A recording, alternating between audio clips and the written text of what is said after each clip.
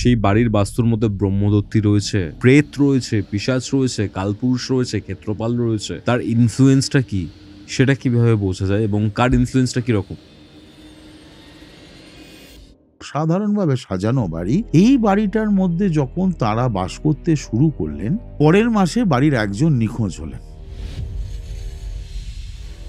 বাচ্চাটির দিকে ঝুঁকে আছেন এবং বলছেন, তোকে এখানে থাকলে হবে না, আমার সঙ্গে যেতে হবে। ওই ভদ্রমহিলা এর পরের দিন থেকে যখনই যে জানলায় বাইরের দিকে তাকান, সেখানেই উনি দেখতে পান ওরা একটা শীর্ণকায় লোক, আর তার চোখ সবুজাভ জল করছে। যখন হট করে ঘুম ভেঙেছে, তখন দেখছেন যে কাঠ থেকে যে জানলা যতটা ডিস্টেন্স, একদম মুখ লাগিয়ে ভেতরটা দেখছে। বাড়িতে বাজার করলো, মাছ এলো, ওই মেয়েটি হঠাৎ করে বাজার থেকে খাবলে মাছ নিয়ে খেতে শুরু, এবং তার জেঠু সেটা দেখে খুব আনন্দ পাচ্ছেন, এবং তার চোখ মুখ এমন যে তুই একা খাচ্ছিস, আমায় দে। একটা প্রেতাত্মা একই সময় দাঁড়িয়ে দুটো দেহকে কি কন্ট্রোল করতে পারে? সিঁড়ি দিয়ে চাপ চাপ একদম রক্তের ছাপ কন্টিনিউয়াসলি। কি বলছেন? এই কবজ এবং কবচ কুণ্ডলের মধ্যে ডিফারেন্সটা কি? আমি কোনো পাগল নই, আমি যা করছি জেনে বুঝেই করছি। আমি কি এমনি এসেছি? বলছে সহ্য হচ্ছে না, ইচ্ছে করছে এইটাকে চিবিয়ে খেয়ে নি।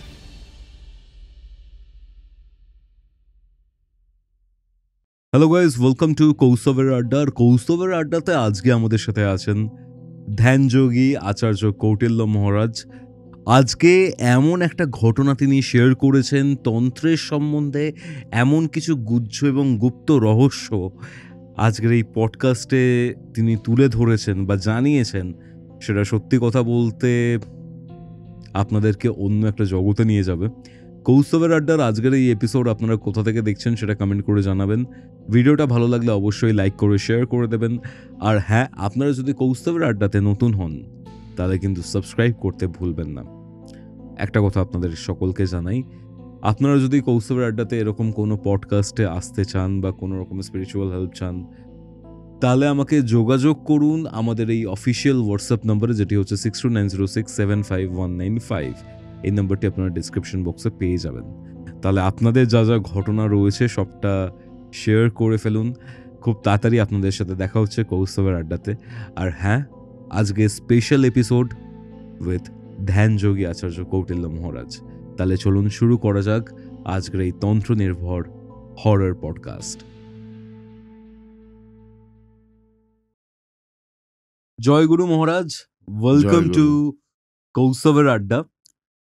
আপনাকে আবার আমাদের এই স্টুডিওর মধ্যে পেয়ে বেশ ভালো লাগছে, কারণ আগের যে এপিসোড আমাদের ছিল সেই এপিসোডের থেকে আজকের এপিসোড কমপ্লিটলি ডিফারেন্ট হতে চলেছে। আমি দেখেছি, আমি আগের বছর থেকে যখন থেকে আপনার সাথে পডকাস্ট করছি, আপনি আমাদের চ্যানেলে আসছেন, অনেক মানুষ আপনার ব্যাপারে একটা প্রতিচ্ছবি বা ছবি তৈরি করে ফেলেছে নিজেদের মনের মধ্যে। মহারাজ একজন গুরুদেব হিসেবে তাকে শ্রদ্ধা জানানোর অনেক ব্যাপার আমরা দেখেছি, কিন্তু একটা জায়গা যেটা আজকে আপনার সাথে আমি কথা বলছিলাম, কথা বলতে বলতে আমি বুঝতে পারলাম, ফিল করলাম, সেটা হচ্ছে আপনি শুধুমাত্র একজন যে গুরু সেটা না, তন্ত্রের যে হার্ডকোর কাজগুলো একজন তান্ত্রিকের পরিচয় হয়ে ওঠে, সেই সকল কাজ আপনি বহু বছর ধরে করছেন। এবং আপনার একটা স্পেশালিটি, মানে যেটা আপনি আমাকে বলছিলেন, আমি তুলে ধরতে চাই আমাদের অডিয়েন্সের সামনে, সেটা হচ্ছে আপনাকে কৌস্তবের আড্ডা দেখে অনেকে ফোন করেছেন এবং একটা পার্টিকুলার রিকোয়েস্ট তারা জানিয়েছেন, সেটা হচ্ছে মহারাজ একটা বান মেরে দিন। এটা আপনি আমাকে পার্সোনালি অনেকবার বলেছেন, কৌস্তব এরকম এরকম ব্যাপার, এই জিনিসপত্র রিকোয়েস্ট আসছে। কিন্তু আপনি যেটা করেন সেটা বান মারা তো একদমই নয়, বানের এগেনস্টে আপনি শিল্ড হয়ে দাঁড়িয়ে থাকেন। ঠিক। ইভেন আজকে যখন আপনি আসছিলেন, আপনার শরীরটা খুবই খারাপ ছিল, বাড়িতে বিভিন্ন ধরনের প্রবলেমস, গুরুমারও অনেক প্রবলেমস দেখা গেছে। আপনি আসার পর একটা কথা বললেন আপনার এগেনস্টে ক্রিয়া করা হয়েছে। আপনি যাকে সাহায্য করছিলেন তাকে যাতে সাহায্য করতে না পারেন তার জন্য আপনার নিজের ওপরে ক্রিয়া করা হয়েছে। এটা শুনে আমার অদ্ভুত লাগলো একটু। আমাকে একটা কথা বলুন, এই যে বান মারা, এই যে তথাকথিত এত রিচুয়ালস, তন্ত্রের শর্টকর্ম, সেগুলোর বাইরেও তন্ত্রের অনেক ক্রিয়া রয়েছে যেগুলোর ব্যাপারে মানুষ জানেন না। সেই বিষয়গুলো নিয়ে আজকে আমরা কথা বলবো। ফার্স্টে আমি আসবো আমাদের এই উত্তর কলকাতাতে একটা জায়গাতে, একটা বাস্তুতে আপনি বেশ কিছু কাজ করেছিলেন। আর বাস্তুর যে ঘটনাটা সেটা খুব ইন্টারেস্টিং একটা ঘটনা। কি হয়েছিল একদম শুরু থেকে আমি আপনার কাছে জানতে চাই। কৌস্তব, একটা জিনিস তার আগে বলি, সেটা হলো তোমার এই মূল তুমি যে কাহিনী ঘটনাটা বলছো সেই ঘটনাটা নিশ্চয়ই আমি আসছি। তার আগে একটা ছোট্ট জিনিস আমি তোমায় বলি তোমার কথার পরিপ্রেক্ষিতে। আমাদের বহু পডকাস্ট তো তোমার একসঙ্গে আমি করেছি, অন্যান্য চ্যানেলেও আমি কথা বলি। কোনো জায়গাতেই আমি বারবার বারবার বলতে চাইছি, সমস্ত মানে দর্শক সাধারণকে আমি বারবার বলছি, যারা আমার ভিউয়ার্স, যারা আমাকে ভালোবাসেন, আমার ভক্ত, যারা আমার কথা মোটামুটি শোনেন, যারা খুব বিরক্ত হয়ে শোনেন, এদের প্রত্যেকের জন্য একটা কথা খুব নির্ভেজালভাবে সত্যি, যে আমি কোনো অবস্থাতেই কোনো খারাপ কাজ করি না। আচ্ছা, পরিষ্কার হাত, কোথাও কোনো খারাপ কাজ আমি করি না। কিন্তু আমি আর যেটা স্পেশালিটি, সেটা আমি বারবার বলি, যেটার জন্য প্রচুর মানুষের কাজ আমি করি প্রত্যেক মাসে। এত ধরনের এই পার্টিকুলার বিষয় নিয়ে কাজ হয়, সেটা হচ্ছে মহারাজ আমাকে এইভাবে খারাপ করেছে, এই মেরেছে, বান মেরেছে, প্রেত চালান করেছে, এরকম বিভিন্ন রকম এই যেগুলো মানুষকে ধ্বংস করে দেওয়ার পক্ষে যথেষ্ট, তার পরিবারকে ধ্বংস করে দেওয়ার পক্ষে যথেষ্ট, এই ধরনের বহু ক্ষেত্রে তারা মনে করেছেন যে আমি তাদেরকে সরিয়ে আনতে পারি এই বিষয় থেকে। হয়তো সরিয়ে এনেওছি গুরু কৃপায়। এটা কন্টিনিউয়াসলি করে চলে যেতে হচ্ছে, করেও এসছি, এখনো করছি, রোজ করছি, আজকেও করে এসছি। গতকাল রাত্রিরেও আমি পুরো জাগা। একদম একদম, তুমি জানো, আমাকে তোমার সঙ্গে কথা হচ্ছিল। হ্যাঁ। তো এটা আমার একটা কন্টিনিউয়াস এফেক্ট। এবং যারা আমার কাছে ফোন করে বলছেন আমার অমুককে বান মেরে দিন বা তমুককে বান মেরে দিন, তাদের কাছে আমি খুব বিনীতভাবে বলছি তারা আমাকে ফোন করবেন না। কারণ বহু মানুষ যারা অনেক জায়গাতেই বলেন যে তারা এটা করছেন, ওটা করছেন, কিন্তু অনেকে আছেন এই বিষয়গুলোর জন্য যারা ব্যস্ত হয়ে আছেন এগুলো করবার জন্য, কিন্তু আমি সেই বিষয়ের মধ্যে পড়ি না, একেবারেই অফ দ্য ট্র্যাক। আমি এই জগতে আমি কোনো অবস্থাতেই কারুর বিদ্যা, কারুর পেছনে ক্ষতিকরভাবে ব্যবহার হোক, তার সর্বৈব বিরোধিতা করি আমি। এবং আমি যতক্ষণ আমার ক্ষমতা আছে ততক্ষণ পর্যন্ত আমি আপ্রাণ চেষ্টা করে যাব, যারা এই বিপদে পড়ছেন, বান মারাতে হোক, প্রেত চালানে হোক, বা কোনো বিরুদ্ধ পরিস্থিতিতে বাস করছেন, তাদের জন্য আমি আছি, একদমই আছি। এবং এই ব্যাপারে তোমাকে একটা জিনিস আমার বলা হয়েছিল কিনা জানি না কৌস্তব, আমি কোনো সময় বলেছিলাম কিনা, এই পার্টিকুলার ইভেন্টে আমি তাদের জন্য তন্ত্রোক্ত ক্রিয়া তো নিশ্চয়ই করি, শাস্ত্রীয়ভাবে যে ক্রিয়া এই সব বিষয়ের বিরুদ্ধে নিয়ে আসতে হয় সেগুলো তো নিশ্চয়ই করি। একই সঙ্গে আমার এই বিষয়ে আমার গুরুর মহানুভবতা এবং পরম কৃপায়, এবং একই সঙ্গে মা জগদ্ধাত্রীর কৃপায় আমার কিছু দৈব বস্তু প্রদান আমায় গুরু করেছেন, যেটা আমি বিনা পরিশ্রমে শুধুমাত্র মানে অহৈতুকী কৃপায় লাভ করেছি, যা আমি যারা আমাকে দিয়ে ক্রিয়া করান তাদেরকে আমি দিই। এটা সম্পূর্ণ দৈব, তার সঙ্গে বস্তু কিছু দেয়া হয় যেটার সঙ্গে ক্রিয়ার কোনো সম্বন্ধ নেই, ক্রিয়া শাস্ত্রীয়ভাবে যা করানো হচ্ছে, এর বাইরে আমি দিই। এটা তাদের খানিকটা অ্যাডেড অ্যাডভান্টেজ হয়, কিছুটা তারা সুবিধে পায়, খানিকটা ব্লেসিংস পায়, এইটুকু আমি বলতে পারি। কোনো অবস্থাতেই বান মারার পক্ষে আমি নই, আর যারা এই অবস্থায় ভুগছেন তাদের জন্য আমি আছি। আমার পক্ষে যা করা সম্ভব শাস্ত্রীয়ভাবে যে ক্রিয়া যতখানি এক্সটেনশনে গিয়ে করতে হবে তার সবটাই আমি করব। তারা যদি মনে করেন আমাকে দিয়ে করাবেন। আমাকে একটা কথা বলুন, এরকম টাইপেরই একটা কেস আপনি ডিল করেছিলেন আমাদের এই উত্তর কলকাতাতে, হ্যাঁ, এবং আমি জানি না এটা বাস্তুর ওপর ক্রিয়া করা হয়েছিল না পার্টিকুলার ইন্ডিভিজুয়ালের ওপর ক্রিয়া করা হয়েছিল, যার কারণে বাস্তুর ওপরও এফেক্টটা এসছিল। রাইট। আমি জানতে চাই মহারাজ কেসটা কি হয়েছিল আমাদের, কারণ এখান থেকে আপনি যখন এসছেন আই গেস ভিআইপি ধরে, ভিআইপির খুব কাছে আমাদের কৈখালি, কেষ্টপুর, এই সব জায়গাগুলো।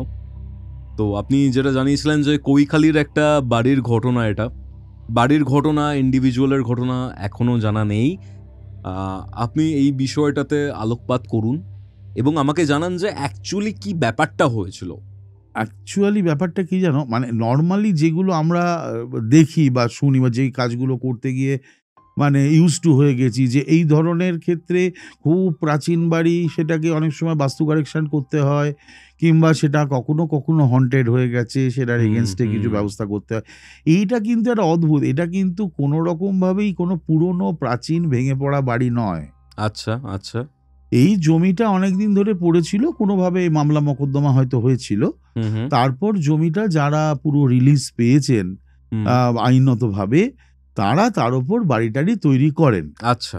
বাড়ি তৈরি করার পরেতে কোনো অসুবিধা তাদের হয়নি, কিন্তু এই বাড়িটার আমার মনে হয়েছিল যারা ওনারা কোনো তান্ত্রিক সাধক কিংবা কোনো বাস্তুতান্ত্রিক যারা রয়েছেন তাদেরকে দিয়ে পরামর্শ করিয়েছিলেন কিনা আমি ঠিক জানি না। যদি করতেন তাহলে প্রত্যেক বাস্তুতে, দেখো আমার নিজের থিওরি আমি বলি, আমি বাস্তু যদি প্রথমে বুঝতে হয় তখন ওই বাস্তুর একটু মাটি এক চিলতে সেটাকে আমার কাছে আনতে হয়। সেটা আনার পর আমি কিছুক্ষণের মধ্যে আমি এটা বলতে পারবো ওই বাস্তুতে অ্যাজ সাচ কোনো ট্রাবল আছে কিনা। আচ্ছা। কারণ অনেক সময়তে ট্রাবল এরমভাবে আসে যে বাস্তুটা কোনোভাবে কোনো নেগেটিভ ফ্যাক্টরস দ্বারা আক্রান্ত। আচ্ছা। সেটা প্রেত আক্রান্ত হতে পারে বা কোনো কিছু খারাপ নজর, অনেক কিছু আসতে পারে। তার দ্বারা ওই বাড়িতে উপস্থিত যে সমস্ত ধরো বাসিন্দারা রয়েছেন তারা এফেক্টেড হচ্ছে। আবার এর উল্টোটাও ঘটতে পারে। উল্টো বলতে? উল্টো বলতে ওই বাড়িতে উপস্থিত কিছু বাসিন্দা কোনোভাবে তাদের ব্যক্তিগতভাবে তার উপরে কিছু চালান, বানমারা বা কিছু প্রয়োগ ঘটেছে, তারা যখন ওই পার্টিকুলার স্থানে রয়েছেন তাদের এনার্জি ওই বাস্তু শোষণ করছে এবং সেই বাস্তুটাও একই সঙ্গে সংক্রামিত হচ্ছে বলা যেতে পারে। মানে এটা তো মানে খুব মানে কঠিন ক্রিয়া করা হয়েছে লক্ষ্মীর উপর। কঠিন ক্রিয়া হলে তবেই এটা ঘটে। এই ঘটনা কিন্তু ঘটেছে। আমি জাস্ট কিছুদিনের মধ্যে একটা কাজ স্টার্ট করতে চলেছি, সেটা আমি তোমাকে বলছি একটু বাদে। তার আগে তুমি যে ঘটনাটা আমাকে বলতে বললে, এই বাড়িটা কিন্তু ঝকঝকে নতুন। আচ্ছা। শুধু ঝকঝকে নতুন বললে ভুল হবে, এই বাড়িটা এমনভাবে তৈরি হয়েছে ভারী সুন্দর। আচ্ছা, ভারী সুন্দর। সেই ভেতর থেকে তোমার দোতলায় যাবার সেই একটু পুরনো ইউরোপিয়ান ধাঁচের ভেতরটা, বিরাট বড় ডাইনিং হল, তার থেকে সিঁড়ি উঠে গেছে ওপরের ঘরগুলোয় যাবার জন্য। ওই ইদানিংকালে একটা শব্দ খুব হয় না, মাল্টিপ্লেক্স না কি বলে না, হ্যাঁ অনেকটা সেই টাইপের একটা, মানে একতলা দেখলে মনে হবে বোধহয় ওটা একটা একতলা বাড়ি, কিন্তু আসলে ওর মধ্যে দোতলা বা তিনতলা, বেশ বড়, মানে ডুপ্লেক্স। ডুপ্লেক্স, হ্যাঁ রাইট। ডুপ্লেক্স না, এটা ট্রিপ্লেক্স এরকম কিছু হতে পারে, অনেকটা বড় জায়গা। আচ্ছা আচ্ছা আচ্ছা। এবং বেশ বড় পরিসর জুড়ে। ডুপ্লেক্স তো বটেই, এবং অনেক ঘরের ভেতরেতে খুব অসাধারণভাবে সাজানো বাড়ি। এই বাড়িটার মধ্যে যখন তারা বাস করতে শুরু করলেন, তার প্রথম মাসটা মোটামুটিভাবে পার হলো। পরের মাসে বাড়ির একজন নিখোঁজ হলেন। নিখোঁজ হলেন? জাস্ট নিখোঁজ। কি বলছেন? একদম নিখোঁজ। আচ্ছা। অনেক খোঁজ খবর যা যা হয়, যা যা ঘটে তার সবই করা হয়েছিল, কিন্তু তাকে পাওয়া যাচ্ছে না। এই আত্মীয়র বাড়ি, সেই আত্মীয়র বাড়ি, অমুক জায়গা, এ রাজ্যে যারা আছেন, কলকাতায় যারা আছেন, বাইরে যারা আছেন, কোথাও গিয়ে বাস করছেন কিনা, করে কোনো খোঁজ পাওয়া গেল না। বোধহয় 11 দিন কি 12 দিনের মাথায় সেই ভদ্রলোক আবার হাজির হলেন, পুরুষ। ওকে। হাজির তো হলেন, কিন্তু তার যে ব্যবহার, প্রতিটা মানুষ তার বাড়ির বাসিন্দাদের অভ্যেস সম্পর্কে মানে একদম ওয়াকিবহাল। তার বাবা কি কি অভ্যেস আছে, কাকার কি অভ্যেস আছে, দাদার কি অভ্যেস আছে, সবাই জানেন, বাড়ির সবাই জানেন তো। মানে ইভেন যদি কোনো বাড়ির লোক বা আমার খুব পরিচিত কেউ হেঁটেও আসে, হ্যাঁ, তাহলেও বুঝতে পারা যায় হ্যাঁ, ব্যাপারটা। যে এটা তাদের অভ্যেস সম্পর্কে একটা অভ্যেস থাকে, হ্যাঁ তাই না? হ্যাঁ হ্যাঁ হ্যাঁ। পাশের লোকেদের মনে হলো যে এই মানুষটার কার্যকলাপ তার পুরনো অভ্যেসের সঙ্গে মিলছে না, মাত্র 10-11 দিনে বদল হয়ে যাচ্ছে অভ্যেস। আচ্ছা, খুব রেয়ার এটা। হ্যাঁ, যে মানুষটা ধরো নর্মালি খুব পরিমিত খেতেন, সেই মানুষটা একটা অস্বাভাবিক খাচ্ছেন। অস্বাভাবিক খাওয়া মানে অস্বাভাবিক, মানে তুমি সেটা মানে বাক্যে ব্যাখ্যা করা খুব কঠিন কাজ। হুম। যা পারছেন খাচ্ছেন, ওকে। মেনলি ননভেজ, এবং সেটা মারাত্মক। এই ফ্রিজে থাকছে, এই ফ্রিজে নেই। এবং সেটা যে তিনি করছেন এটা বোঝা গেছে কিন্তু বেশ কিছুদিন পরে।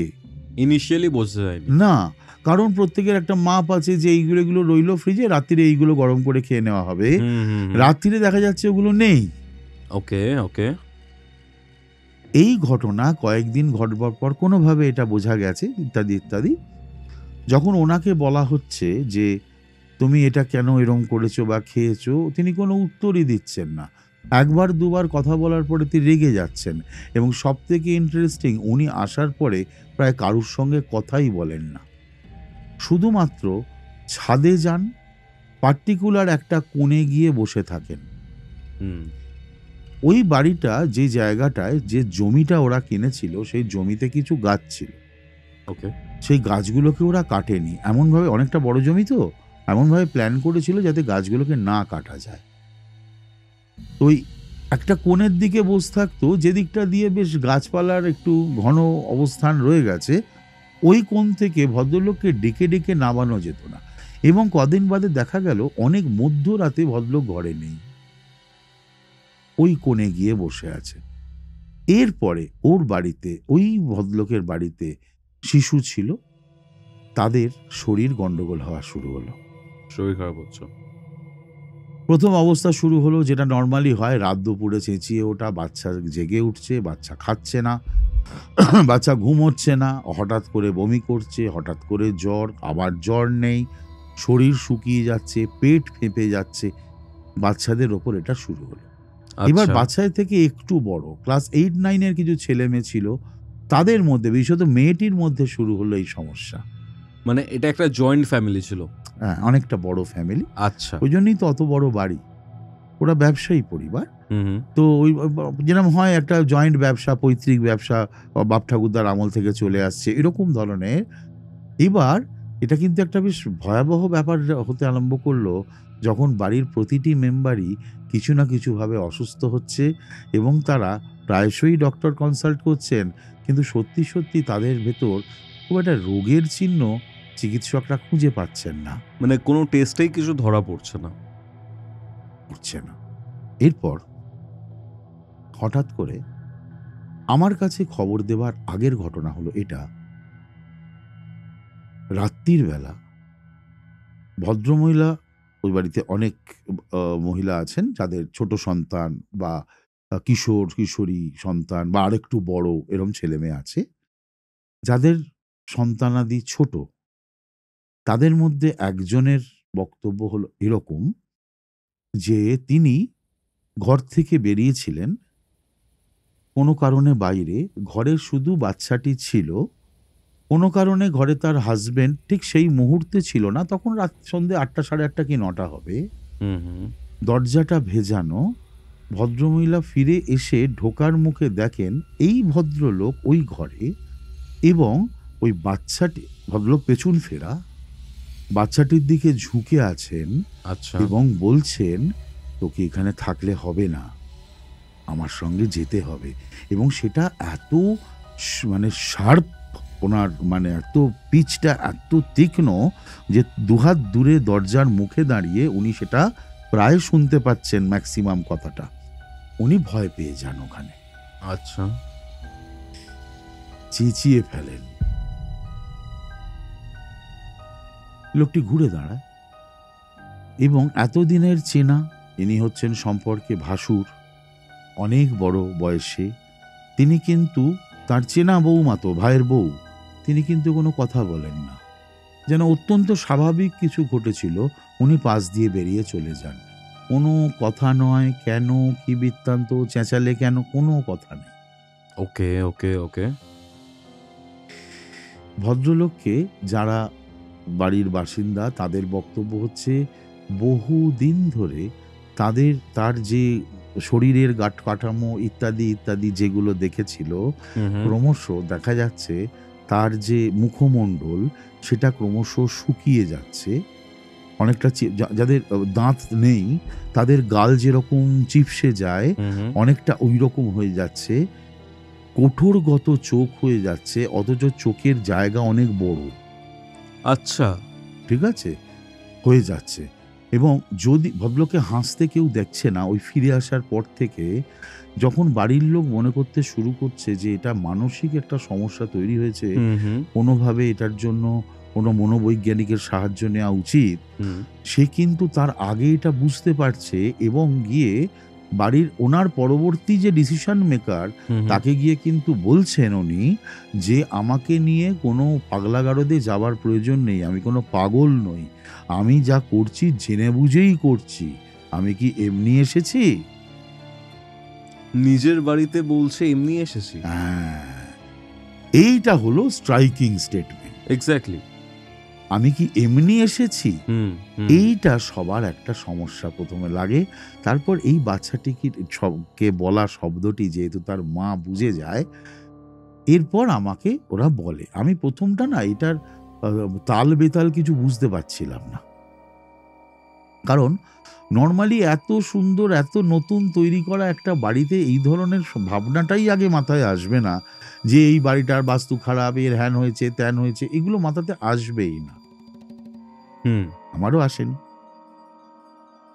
আমি একদিন স্থির দিন দিল, সেই দিনে আমার অ্যাপয়েন্টমেন্ট হলো যে আমি ওখানে যাব। বাস্তু কিছু কিছু সময় নিজেকে দেখতে যেতে হয় কিছু অসুবিধে হচ্ছে কিনা, কারণ ওই ভদ্রলোককে আমার কাছে আনবার জন্য সামান্য প্রচেষ্টা তারা করেছিলেন বাড়ির লোক। উনি মানে একেবারে উড়িয়েই দেন এবং মানে ত্রিসীমানায় মানে কারুকে ঘেঁচতে দেন না সে সময়। আচ্ছা, মানে অপোজ করছে পুরো ব্যাপারটা। অপোজ করছে, এর পরের অপোজ তোমায় বলছি। আমি প্রথম দিন যাই, আমি ওই ঘরে ঢুকি, কিছু সেন্স আমাদের থাকে। ঘরে পা দেওয়ার পর মনে হয় যে এখানে এমন কিছু অস্তিত্ব হঠাৎ বিরাজমান হয়েছে যে অস্তিত্ব খুব মুশকিলের। আমি একটু ইন্টারাপ্ট করতে চাই এখানে। হ্যাঁ, ধরুন কোনো একটা পার্টিকুলার জায়গায় কোনো এনার্জি বা কোনো এন্টিটি অনেক দিন ধরে রয়েছে, আর আরেকটা সিনারিও হচ্ছে যে কোনো এন্টিটি সাডেনলি এই জায়গার মধ্যে এসে দাঁড়িয়েছে। এটাকে ডিফারেন্সিয়েট করা যায় কিভাবে? ওটা না তার কাজ করতে করতে তোমাকে ডিফারেন্সিয়েট করতে হবে। আচ্ছা, তুমি আগে থেকে এটা বোঝার কোনো উপায় নেই। তুমি যখন তার ক্রিয়া বা কাজকর্ম শুরু করবে, তোমার কাছে এটা ক্লিয়ার হবে যে এ বাইরে থেকে এসে কোনোভাবে কোনো দেহের সাহায্য নিয়ে এখানে প্রবেশ করেছে, নাকি এখানেই সে ছিল, এখন কোনো দেহকে পজেস করেছে। এটা ডিফারেন্স করা যায়, ডেফিনেটলি যায়, কিন্তু তার জন্য তোমায় কয়েক স্টেপ ওয়ার্ক এগুতে হবে। তন্ত্রের বিভিন্ন অ্যাসপেক্টে এগিয়ে যেতে হবে। হ্যাঁ, তবে তুমি তোমার কাছে এই ক্ল্যারিটিটা আসবে। প্রথমে তো এটা বোঝা সম্ভব হচ্ছিল না যে কেন, কি জন্য, কে আসছে। এবং ইন্টারেস্টিং ব্যাপার, আমি যতক্ষণ ওখানে ছিলাম ওই ভদ্রলোক বাড়ির চৌধুরীতে ছিল না, গায়ে পুরো। তারা খুঁজেছেন, আমি কিন্তু বলেছি যে আপনি কোনোরকম আমার পরিচয়। এবং সব থেকে ইন্টারেস্টিং, আমি নর্মালি বাস্তু দেখতে গেলে এই পোশাক পরে যাই না, আমি একদম নর্মাল পোশাকে যাই। কারণ আবার অনেক পারিপার্শ্বিক ব্যাপার থাকে, অনেক প্রতিবেশী মনে করতে পারেন ওরে বাবা ঘরে বা তান্ত্রিক নিয়ে এলো কেন, আমাদের এই পোশাকের তো বড় প্রবলেম আছে, তো যে কারণে আমি ওটা করিই না। এটা নিয়ে আমার একটা প্রশ্ন আছে, আমি লাস্টে করব। হ্যাঁ, এবার আমি ওগুলো করি না, আমি বাস্তু দেখতে যাই একদম নর্মাল পোশাকে, পাজামা পাঞ্জাবি প্যান্ট শার্ট ইত্যাদি ইত্যাদিতে। আমার কোনো রকম মানে আলাদা অস্তিত্বই আমি রাখি। এমনি তো তুমি দেখো আমি হয়তো সিঁদুর, বাবরি চুল এসব কিছুই করে আমি ঘুরি না, তো এগুলো আমার ভালো লাগে না এবং প্রয়োজন মনে করি না। আমি আমার ক্রিয়ার সময় ছাড়া আমি অহেতুক কোনো সময়তে বাগাড়ম্বর ভাল লাগে না আমার। তো যাই হোক, তো আমি ওইভাবেই গেছি এবং আমি বলেই দিয়েছি যে আমি অমুক দিন যে আসবো এরকমটা জানানোর কোনো প্রয়োজন নেই। আমি একজন বাড়িরই ফ্যামিলির কারুর পরিচিত কেউ হব, আমি এসছি জাস্ট, বাড়ি তৈরি হয়েছে আমার আশা হয়নি, এসছি তাই। কিন্তু ভদ্রলোক ছিলেন না। ওকে ওকে ওকে, আমি ফিরে আসি সেদিনকে। তার মানে দেখে ফিরে এসেছেন? হ্যাঁ। আচ্ছা। তার কিছুদিন পর আমি বলি কোনো না কোনোভাবে একবার নিয়ে আসার চেষ্টা করো। আচ্ছা। ওরা বেশ কয়েকজন মিলে তার কয়েকদিন বাদের যে ডেট সেই ডেটে আসবার চেষ্টা করে এবং ফেল করে। ওকে। ভদ্রলোক আসতে চায়নি। 2-3 বারের প্রচেষ্টার পর সে এসছিল। এই আশাটা খুব ইন্টারেস্টিং। তুমি তো আমার ফ্ল্যাটে গেছি। এবার তুমি ধরো ফ্ল্যাটের দরজা দিয়ে ঢুকছো, ঢুকে তুমি পাচ্ছ প্রথমেতে ড্রয়িং রুম, একদম। তারপরে ভেতরে ঢুকে তুমি আমার কাছে আসছো। আচ্ছা, ইনি কিন্তু এলেন, লিফটে ওপরে উঠলেন, দরজাতে এসে একবার থমকে দাঁড়ালেন, ভেতরে ঢুকলেন, ঢুকে একটা চেয়ারে বসলেন। এবার আর উনি আমার কাছে আসবেন না। মানে আপনাদের যেখানে ড্রয়িং রুমে ঢোকার পর একটা তক্তা টাইপের রয়েছে, তক্তা না, ওটা খাট, আর তার সামনে অনেক চেয়ার দেয়া আছে, ডাইনিং টেবিলও দেয়া আছে। সমস্ত আমার যারা শিষ্য ভক্তরা আছে সবাই বুঝতে পারছেন কোন জায়গাটার কথা বলছি। তারা এসে ওইখানটাতেই বসেন, সবাই বসে, উনি এসে ওইখানে বসলেন, কিন্তু আমার কাছ অব্দি আর উনি আসছেন না। আমি এখানে একটা পার্সোনালি কোশ্চেন করতে চাই, সেটা হচ্ছে আমি দেখেছি আপনার ফ্ল্যাটের মধ্যে আপনার অনেক পোষ্য রয়েছে। হ্যাঁ, এটাই বলতে যাচ্ছিলাম জাস্ট। তুমি আমার মুখের কথাটা নিয়ে নিলে। তাদের রিয়াকশন কিছু? রিয়াকশন মারাত্মক যা হয়, কিন্তু এখন ওরা এইসব দেখে দেখে ওরাও তো এডুকেটেড হয়ে যাচ্ছে, ওরা এখন রিয়াকশন একটু কম করে, একটু গোঁ গোঁ করে, কিন্তু তারপরে আবার থেমেও যায়, কিন্তু ওয়াচ করতে থাকে, সেখান থেকে নড়ে না সব করে। অন্যান্যদের ক্ষেত্রে কিন্তু তুমিও তো গেছো, দেখছো ওই একবার এসে শোকাশোকি করবে, চলে যাবে, কোনো উৎপাদে থাকে না। কিন্তু এইসব ক্ষেত্রে যেরকম তো বহু মানুষ আমার কাছে আসেন, তো সেক্ষেত্রে ওই একটা ডিস্টেন্স মেনটেন করে বসে থেকে ওয়াচ করে যাবে, কোনো রকম ভাবে কোনো রকম অসুবিধে করবে না, একটু বিরক্তিসূচক আওয়াজ করতে পারে, কিন্তু এর বাইরে কিছু নয়। এবার তার মধ্যে একজন হচ্ছে, দুজন কালো একদম, তুমি দেখেছো নিশ্চয়ই। হ্যাঁ, তো এবার তার মধ্যে একজন যে পুরো জেড ব্ল্যাক, ওর রিয়াকশন সব থেকে হাই হয় নর্মালি। ওটা আমি যখন ভৈরব ক্রিয়া করি তখন এই দুজনের রিয়াকশানই সব থেকে হাই। যত রাত্রিরেই আমি ক্রিয়ায় বসি, ওরা কিন্তু ঠিক উঠে চলে আসবে আমার কাছে ঠাকুর ঘরে। তাই? একদম। তুমি ওদের তখন চট করে ঘুম পাড়াতে পারবে না, ও ঠিক এসে হাজির হয়ে যাবে।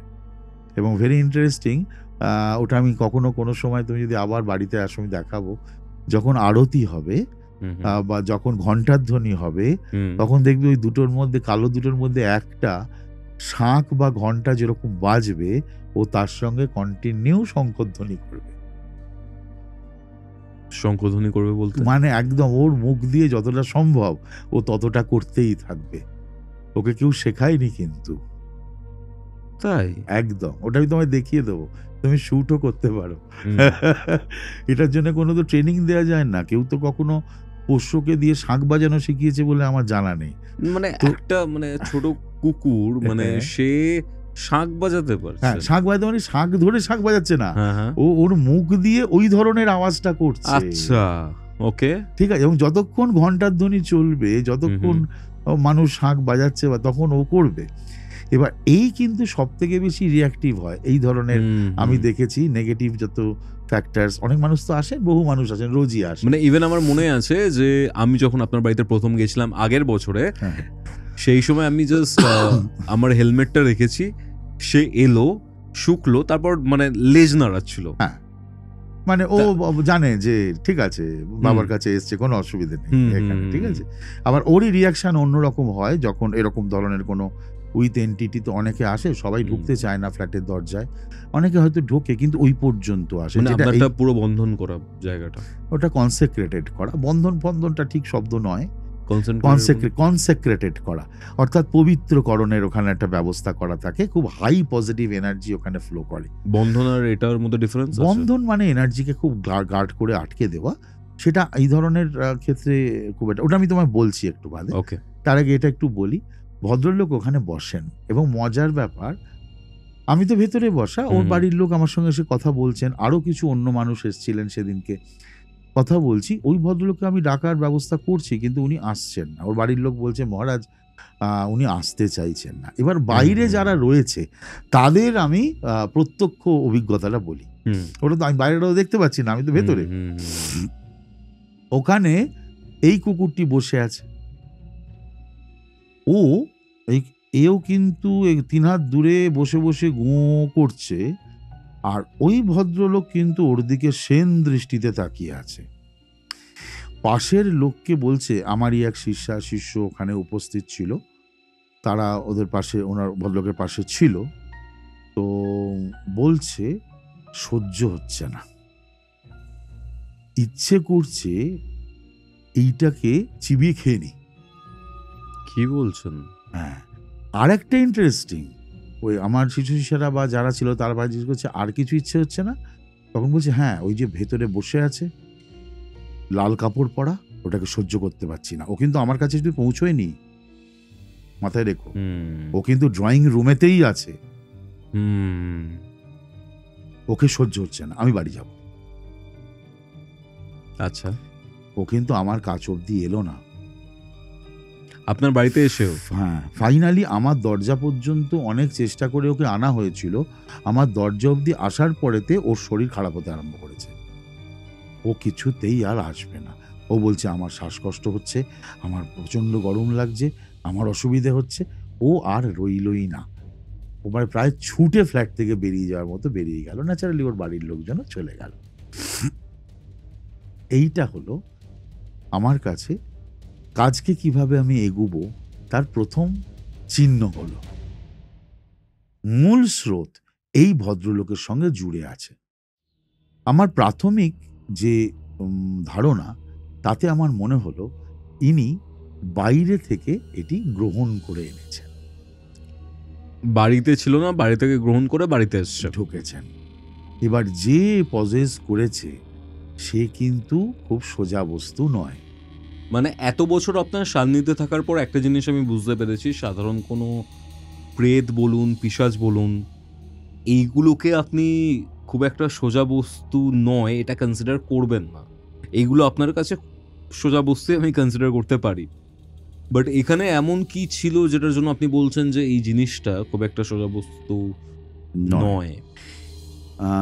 এটা প্রাথমিক ধারণা আমার, যদিও পরবর্তীকালে এই ধারণা আমার ক্রমশ পোক্ত হতে শুরু করলো। আচ্ছা আচ্ছা।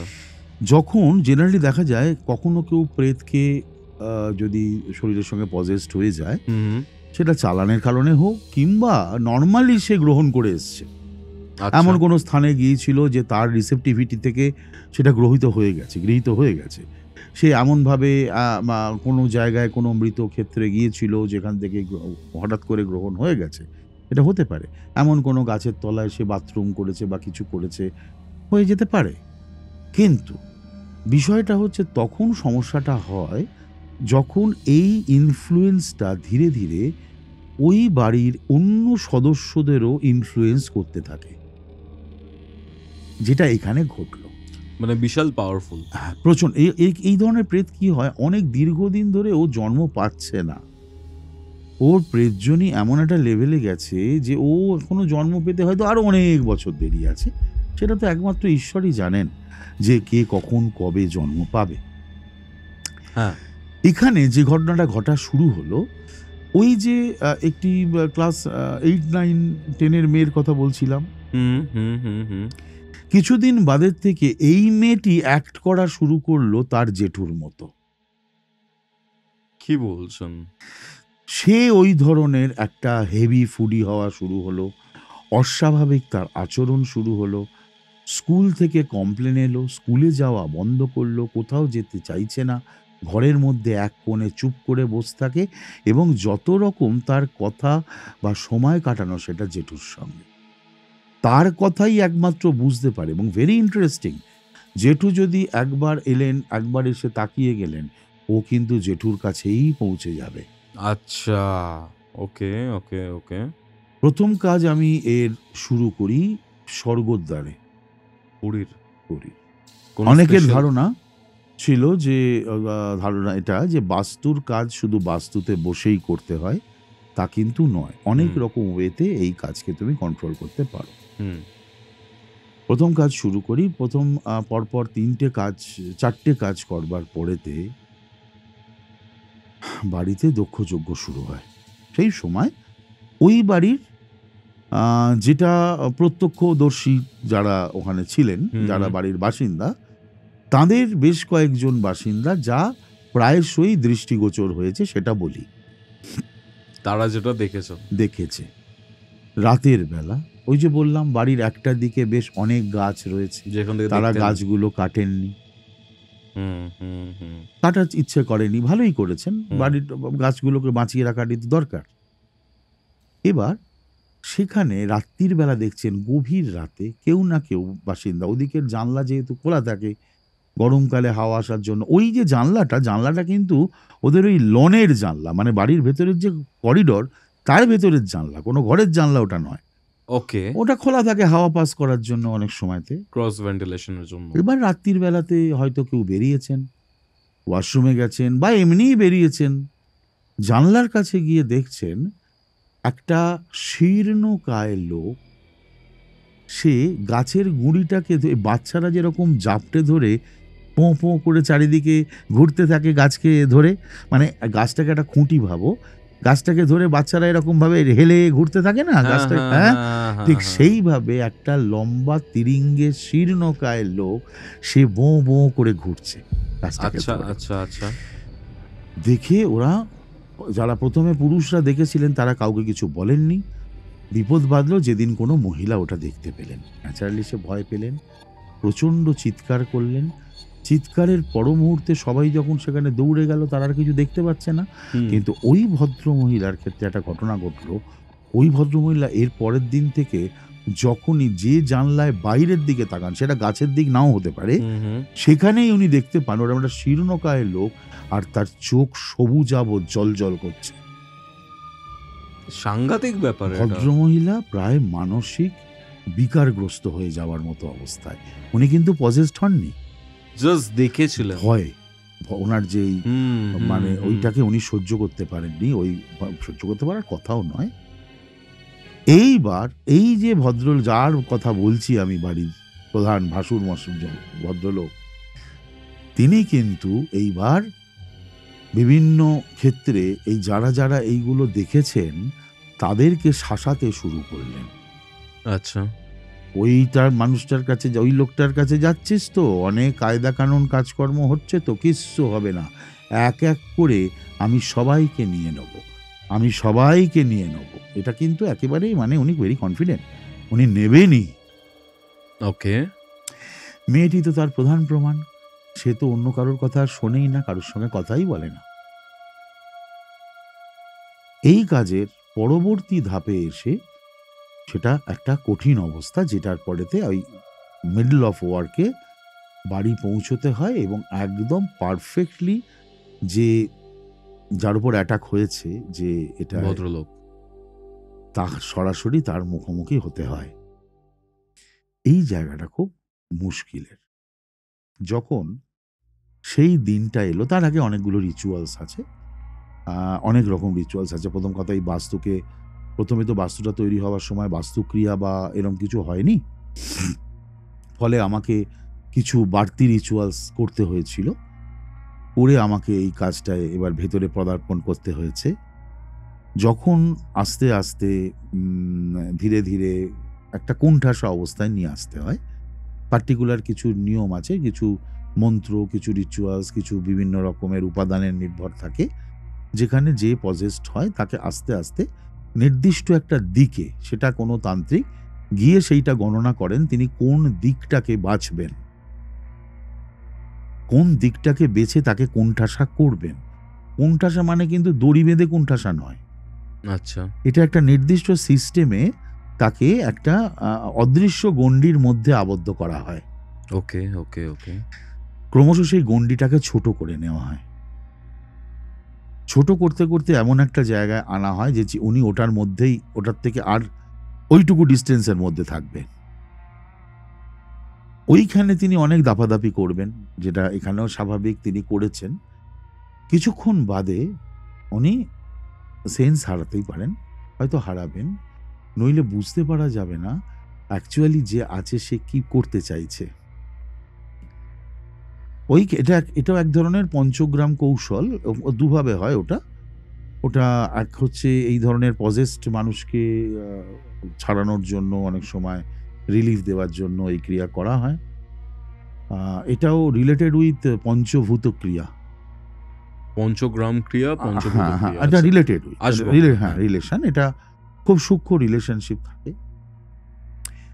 পঞ্চগ্রাম আরেক রকম ভাবে করা হয়, যারা সব সাধনা করেন তাদেরকেও পঞ্চগ্রাম ক্রিয়াতে আসতে হয়, ঠিক আছে? আচ্ছা, আচ্ছা, আচ্ছা। আচ্ছা, তো ওটা হচ্ছে সাধন ক্ষেত্রে তার ব্যবহার, আর এটা প্রয়োগ ক্ষেত্রে ব্যবহার।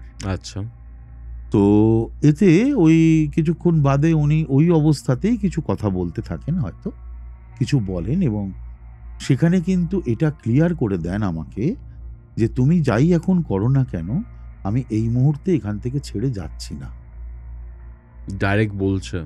আমি এই দেহটার থেকে বেরোবো, কিন্তু আলটিমেটলি এই দেহটাকে আমি রাখবো না। মানে যার দেহ সেও মারা যাবে। সেটা ওইভাবে তো ঠিক বলে না, এটা অনেক কিছুই হতে পারে, সে অসুস্থ হয়ে থাকতে পারে, অনেক কিছুই হতে পারে। এবার এটার কিন্তু আরেকটা অন্য মিনিংও আছে। এই ক্ষেত্রে অনেক সময় প্রেত করে যে ওই জায়গাটা ছেড়ে সে আরেকজনকে ধরবে। আচ্ছা, আচ্ছা, ঠিক আছে? তারপর? এবং কতগুলো খুব সমস্যার বিষয় হয় ওই সময়। তুমি তো নিজে এই ধরনের বহু মানুষের সঙ্গে কাজ করছো, তুমি দেখবে একটা পার্টিকুলার কমন জিনিস খুব হয়। যদি কাউকে মনে করে যে আমি একে ডিস্টার্ব করবো, এর ক্ষতি করে দিয়ে প্রেত বেরোতে চায়, তখন দেখবে সে নিজের গাল নিজে কাটছে, নিজের হাত নিজে কাটছে, সে নিজের ওপর টর্চার করছে, নিজের মাথা ঠুকছে, মানে নিজের শরীরকে বিভিন্ন রকমভাবে যন্ত্রণা দেওয়া শুরু করে সে। দেখেছি।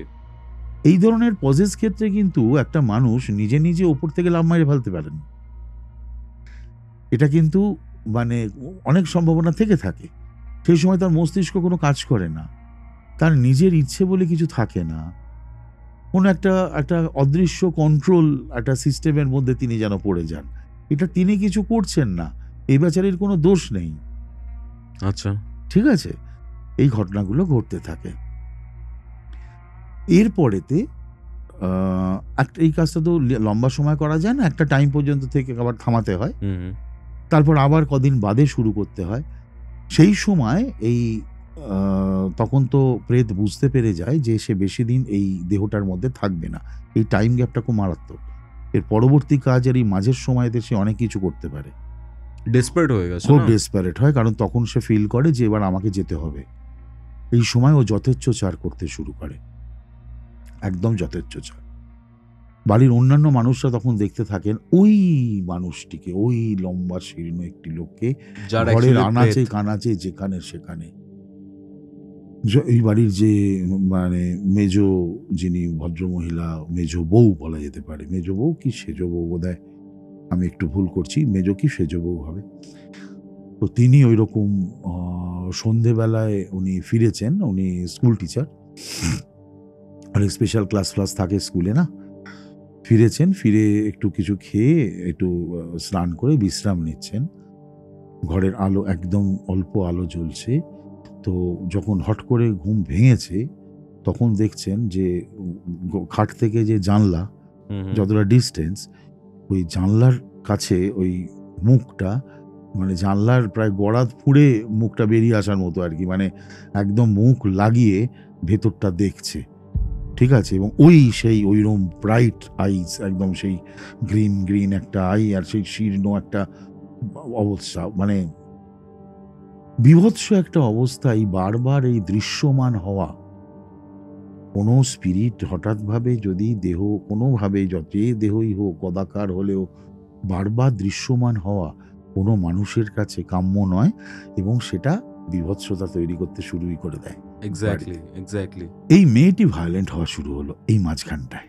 আচ্ছা, ওই যে মেয়েটি বললাম এখন 9-10 জেঠুর কথা শুনে, আর জেঠু ছাড়া আর কেউ বাড়ির মেম্বারকে পছন্দ করছে না, কারোর সঙ্গে কথা বলছে না, সে হঠাৎ করে ভায়োলেন্ট, প্রচন্ড ভায়োলেন্ট। একে মারতে যাইছে, ওকে কম্পাস ছুঁড়ে মারছে, এই সমস্ত করছে। ওই যে স্কুল কম্পাসগুলো হয় না, ওই সেই সবগুলো, ঠিক আছে, জ্যামিতির বক্সে এইগুলো করতে শুরু করে। এই কাজটাকে নিয়ন্ত্রণ করতে তো সময় কিছুটা নিশ্চয়ই লেগেছিল, কারণ এখানে শুধু ক্রিয়া নয়, বললাম আমি আমার অনেক কিছু দৈব উপাদান আমি গুরু কৃপায় পেয়েছি, যেগুলো ব্যবহার করতে হয়, ঠিক আছে, কিছু বিশেষ ধরনের উপাদান, তার মধ্যে কিছু গাছ থাকে, কিছু আরো অনেক কিছু থাকে, করতে হয়। করতে করতে ধীরে ধীরে শান্ত হয়। কিন্তু ঘটনা হচ্ছে, তার আগ পর্যন্ত এই বাড়িতে প্রতিটা মানুষ যে লেভেলে বিভৎসতা দেখে সেটা সাংঘাতিক। যে ওই যে বাড়িতে রিজার্ভার রাখা হয় না, জলের পাম্প করে একটা জায়গায় জল স্টোর হয়, সেখান থেকে আবার ওপরে ট্যাঙ্কে ওঠে, এই সমস্ত হয়। ওই রিজার্ভারের কাছে যখন যাচ্ছে কেউ বিকেলের দিকে, সূর্য ডোবার পরে সন্ধ্যের দিকে দেখছে, ওই রকম একটা শীর্ণ মানুষ ওইখানে বসে রয়েছে।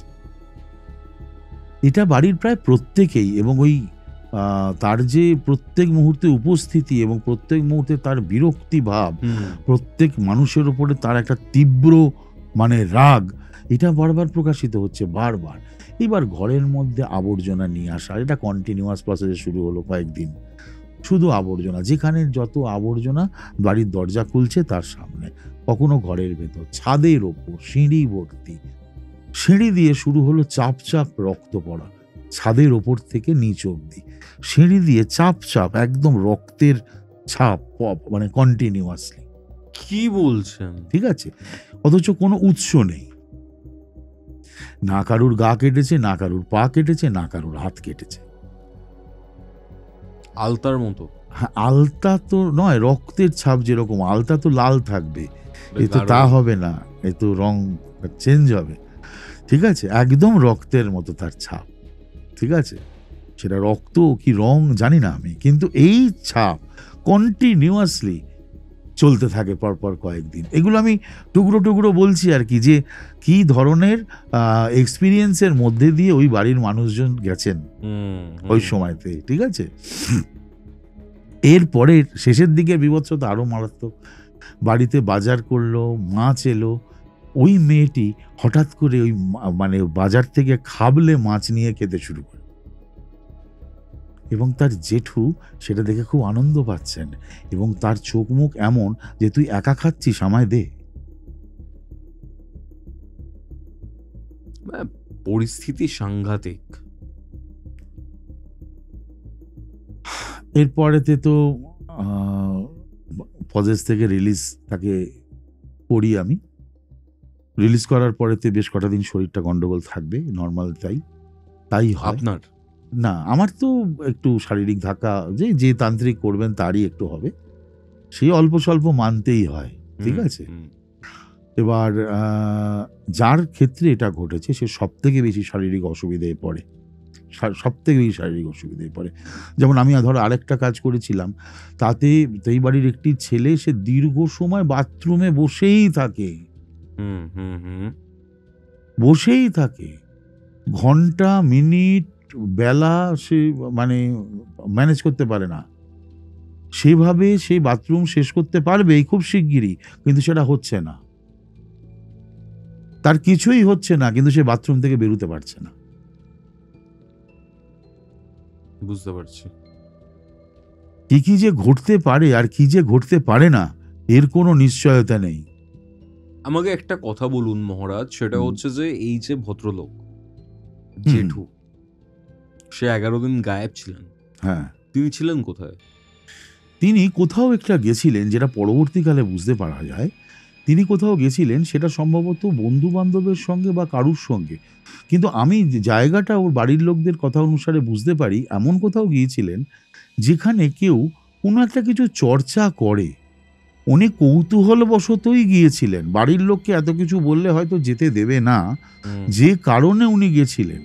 এবং আমার ধারণা যেটা উনি বলছিলেন, যেটুকু ভাঙা ভাঙা, কারণ উনি তখন তো পরে অসুস্থ হয়ে পড়েন অনেকটা, তখন পুরো কথা উনি ঠিক বলতে পারছেন না। আমি যেটুকুনি সাজিয়ে বুঝতে পারছি, কোনো একটি বিশেষ ক্রিয়া ওনার কোনো বন্ধু বা কেউ, সেটা তিনি ক্রিয়া কিন্তু কারুর জন্যে করছে তা না, মানে সে তার নিজের এক্সপেরিমেন্ট তৈরি করবার জন্য একে সঙ্গী করেছিল, একে নিয়ে গেছিল। কোনোভাবে সেখানে এমন কোনো শক্তি জেগে যায়, ওই সেটা যেখানেই হোক, কোনো একটি ইয়ে ক্ষেত্রে, সেটা সমাধি ক্ষেত্র হতে পারে, শ্মশান ক্ষেত্র হতে পারে, যা হোক হতে পারে, এমন কিছু শক্তি সেখানে জেগে যায় যেটা এই যে ভদ্রলোক ইয়ে করতে পারেননি, অ্যাকচুয়ালি ও কন্ট্রোল করতে পারে। হ্যাঁ, এটা অ্যাকোয়ার করে ফেলেও কিন্তু ব্যাক করে, ঠিক আছে? এবং এই কারণে না এই ধরনের ছেলে মানুষই এক্সপেরিমেন্টে কারুর না যাওয়াই ভালো। কারণ এরকম অনেক সময় দিয়ে আমি দেখেছি যে সে হয়তো নিজে তার মনে হয়েছে, কারুর কাছে শুনেছে যে অমুক শক্তিকে জাগানো যায়, হাকিনী শক্তি, ডাকিনী শক্তি, এসব অনেক রকম মাথাতে আসতে পারে, জাগানো যায় এই বিশেষ ধরনের জায়গায় গিয়ে, ওই বিশেষ ধরনের সমাধি ক্ষেত্রে কি বিশেষ কোনো এখানে একটু রক্তপাত করতে হয়, অমুক তিথিতে এই করতে হয়, তাহলে এই শক্তি জাগে, আর এই শক্তি জাগালে আমি যা ইচ্ছে করতে পারি। এই সমস্ত কিছু ভ্রান্ত ভাবনা মানুষকে অনেক সময় ভয়ঙ্কর বিপদের মধ্যে ঠেলে দেয়। তার কিন্তু একটা প্রধান উদাহরণ এটা।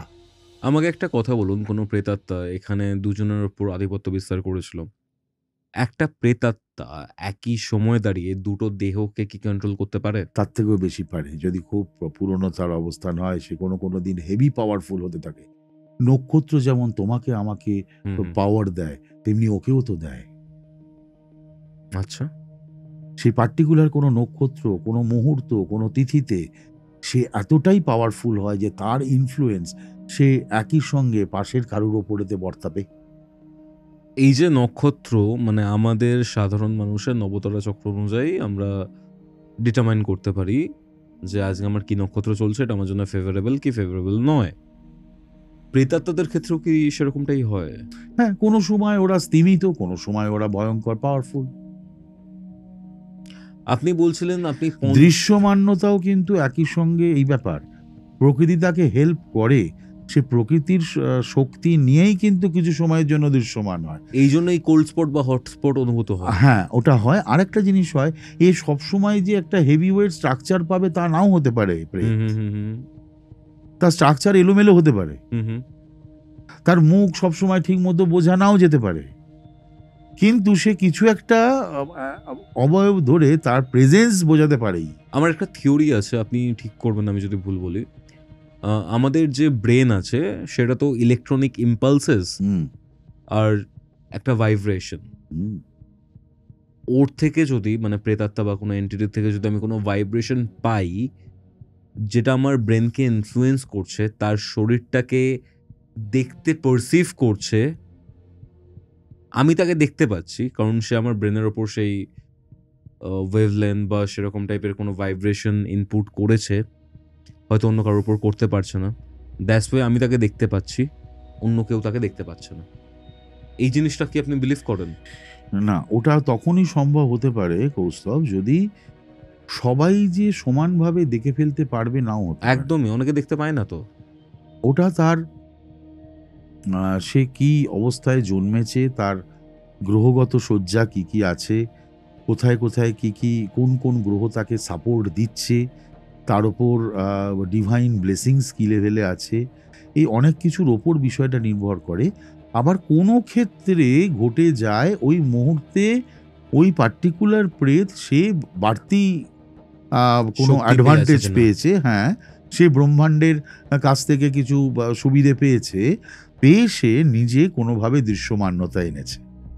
আচ্ছা, আমাকে একটা কথা বলুন, এই ঘটনা তো মর্মান্তিক এবং সাংঘাতিক একটা ঘটনা ছিল, কিন্তু আমাদের যে বাড়ি রয়েছে, বাস্তু মর্মান্তিক রয়েছে, হতে পারতো, কিন্তু কোনো কারণে সেটা আর আপনি হতে দেন না। হয়নি। না, গুরুকৃপায়। মর্মান্তিক আমি এই কারণে বলছি, কারণ হ্যাঁ। একটা বাচ্চা মেয়ে, তার জেঠু, তারা খুব, এরকম ভাবে খুব, ইনফ্লুয়েন্সড হয়ে গেল, এবং ইনফ্লুয়েন্সড Possessed। তাই না, পজেস ছাড়ানোর পরেই কিন্তু শেষ হয়ে যায় না, কারণ এদের মস্তিষ্ক এত নড়বড়ে হয়ে যায় সেই সময়টায়। দীর্ঘ সময় একটা ডিফারেন্ট ইলেকট্রিসিটি, ওই যে ইলেকট্রিসিটির কথা তুমি বললে, মস্তিষ্কের মধ্যে মধ্যে কোষে কোষে তো সেই অনুরণনটা চলে, সেই ধরনের আরেকটা প্রবাহ চলতে থাকে। তার ফলে এটা এত নড়বড়ে হয়ে যায় যন্ত্রটা, তখন সেটাকে আবার সামাল দিতে বেশ কিছুটা সময় দিতে হয়। আচ্ছা, নইলে বারবার আবার ওই ধরনের কোনো ইনফ্লুয়েন্স একে অ্যাট্রাক্ট করে ফেলতে পারে। ওকে, ওকে। আমাকে একটা কথা বলুন মহারাজ, সেটা হচ্ছে এখানে একটা পার্টিকুলার মানুষের জন্য আরো একটি মানুষ এবং এই বাস্তুটা এফেক্টেড হয়েছিল, কিন্তু বাড়ির যে বাস্তু রয়েছে, সেই বাড়ির বাস্তুর মধ্যে ব্রহ্মদত্তী রয়েছে, প্রেত রয়েছে, পিশাচ রয়েছে, কালপুরুষ রয়েছে, ক্ষেত্রপাল রয়েছে। তার ইনফ্লুয়েন্সটা কি, সেটা কিভাবে বোঝা যায় এবং কার ইনফ্লুয়েন্সটা কিরকম? দেখো, আমি বলছি ব্রহ্মদত্তির কথা অনেকে বলেন টলেন, যদি সত্যি ব্রহ্মদত্তির ইনফ্লুয়েন্স থেকে থাকে কোনো বাস্তুতে, সেই বাস্তুতে কোনো ভয়ঙ্কর কাণ্ড ঘটবে না, আচ্ছা, একদমই ঘটবে না। আমার এক শিষ্য সেই জাস্ট কয়েকদিন আগে এই কথাটা বলছিল আমাকে, যে তার বাড়িতে একটা সমস্যা চলছে, হয়তো তার বাড়ির কাজটা আমি খুব শিগগিরই শুরু করব। সারা বাড়ি জুড়ে পুরো এখানে যেখানে রোজ পরিষ্কার হয়, ঝুলঝাড়ু দিয়ে ঝাঁট দেওয়া হয়, সেখানে মানে আধ ঘন্টা 1 ঘন্টা পেরুচ্ছে, মাকড়সার জাল হয়ে যাচ্ছে। আচ্ছা, ঘর ভর্তি ধুলো, মিনিটে মিনিটে, চারিদিকে ড্যাম্প, হঠাৎ হঠাৎ কোনো জায়গা থেকে জল পড়ছে, কোনো কারণ নেই কিন্তু। তা এর ক্ষেত্রে একটা অসুবিধা তৈরি হচ্ছে ওখানে। এবার মুশকিলটা হচ্ছে, ওদের কেউ বলেছেন যে এখানে ব্রহ্মদত্তী আছে, কিন্তু এটা একদম মাথায় রাখো, ব্রহ্মদত্তী, বীর বেতাল, এই ব্যাপারগুলোতে কিন্তু তোমার বাস্তুতে কোনো ভয়ঙ্কর ঘটনা ঘটবে না। বীর বেতালটা কি? ওটাও এক ধরনের এন্টিটি, শুভ এন্টিটি, ভেরি পাওয়ারফুল। ব্রহ্মদত্তীর মতো সেও খুব শুভ, কিন্তু কোনো ডিস্টারবেন্স সে করবে না, ঠিক আছে? আচ্ছা, এরা খুব মানে পজিটিভ একটা এন্টিটি, যারা তোমায় তুলনামূলকভাবে সমৃদ্ধি আনবে, ঠিক আছে? আচ্ছা, কোনো ডিস্টারবেন্স নেই। কালপুরুষ তোমার ঘাড়ের ওপরেতে হট করে এসে তোমায় ডিস্টার্ব করবে না, কালপুরুষের নিজস্ব রুট থাকে। তোমার বাস্তু যদি রুটের মধ্যে পড়ে তখন ট্রাবল হয়। কালপুরুষ তার নিজের গতিপথকে কখনো চেঞ্জ করতে চায় না, ও তখন এইটাকে ছিন্ন ভিন্ন করে আবার গতিপথ তৈরি করে ফেলতে চাইবে, শ্মশান করে দেয় পুরো। হ্যাঁ, সেই কারণে তোমার যখন তুমি বাড়ি তৈরি করবে বা কিছু, তখন তোমায় কালপুরুষের অবস্থান ওখানে কি আছে ওটা ওই বাস্তুতে কোনো নির্দিষ্ট তন্ত্র সাধককে দিয়ে তোমাকে বুঝে নিতে হবে, নিয়ে তোমাকে ওটা রেডি করতে হবে, নইলে কালপুরুষের ওয়ের মধ্যে তুমি যদি পড়ে যাও অসুবিধা হবে, একদম, ঠিক আছে? সুতরাং সবকিছু এন্টিটি থাকলেই একটা ত্রাহি ত্রাহি ভাব, ওরম ভাবার কোনো কারণ নেই।